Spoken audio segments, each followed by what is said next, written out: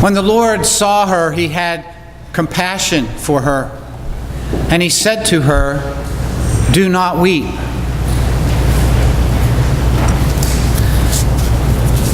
I want to tell you about a man named Don who shared an experience with me and a few others who were in a group he was teaching. Don was the supervisor for a group of clergy who were being trained in hospital ministry. This was in the Methodist Hospital in Brooklyn, New York. And Don told us about a time earlier in his life when he was pastor of a church. And he had a family with a teenage daughter who became very ill, and she died. The bishop and the district superintendent under whom he worked came, and they officiated a funeral service. And all during the service, Don cried. He wept and he wept and he wept. After the service, and as people were pretty much gone, the bishop and the superintendent took Don aside, and they chastised him for being such a poor example to his congregation. It's awful. Maybe they were thinking of Jesus saying, "Do not weep."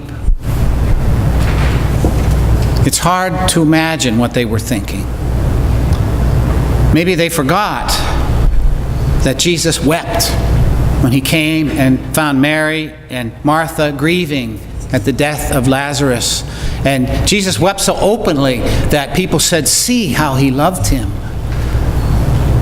And Jesus, it says, was agitated and in agony. And maybe they forgot that Jesus went to the Garden of Gethsemane, and again, he was in agony. And he cried out, "Take this cup from me." And his disciples saw this to record it and tell us. Maybe they forgot that when Jesus was on the cross, he remembered the 22nd Psalm. And he cried out, "My God, why have you forsaken me?" And that's been made part of our gospel witness. Jesus was not a poor example to us, to his flock.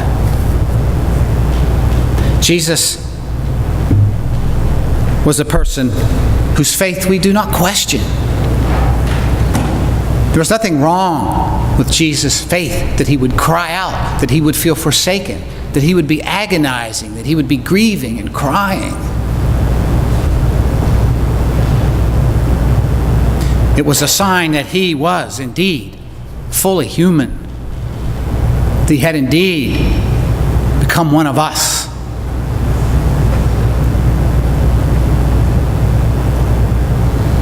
And so when Don was weeping, it was not a sign of poor faith. And in terms of the relationship I had with Don, I feel confident of his faith and his hope in the resurrection to eternal life and a life shared with those we love.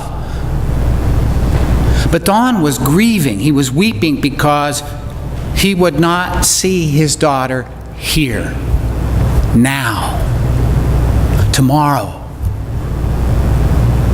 He was dealing with this tearing wound in his heart because he would not again here in this flesh be able to hold his daughter and say, "I love you," and hear her say, "And I love you, Daddy."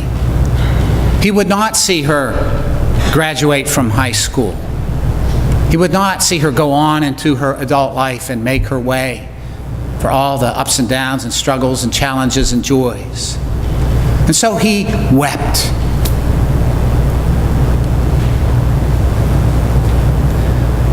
At some point after that, I don't know exactly the timing, Don left parish ministry because, as you've heard me say, he was in hospital ministry. He went to the very place, as it were, his daughter died. He went to the place where people are ill and frightened and weeping and agonizing over loved ones or for themselves. And he wept with them. And he did not tell them, "Do not weep." He did not shame them for being agitated and afraid. And he not only wept with those who wept and grieved and stayed at the side of those who saw their loved ones die, but he rejoiced with those who had their loved ones returned to them, back from death, back from illness and disease. And I thank God for Don's ministry in this call that he received through the painful wound of his daughter's death.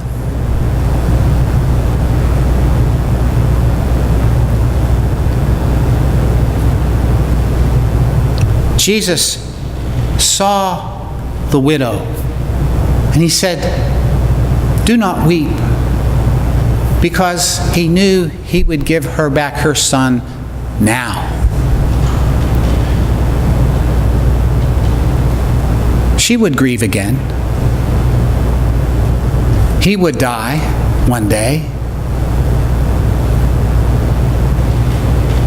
Jesus had compassion. And the people of the village got it. I don't think they received the message that no one's ever going to die again. And if anybody gets sick, they'll be made well and will never grieve. I don't believe that that's how they interpreted that event. What they said was, a great prophet has come among us. It was a sign of God being with them. And they said, God has looked favorably on his people. God is with us. Indeed, Jesus touched death. He touched the bier that was bearing the dead man. God is with us as we suffer. And he has suffered. God is with us if we die, for he has died. And so let us remember that whether we live or whether we die, we are the Lord's. Thanks be to God.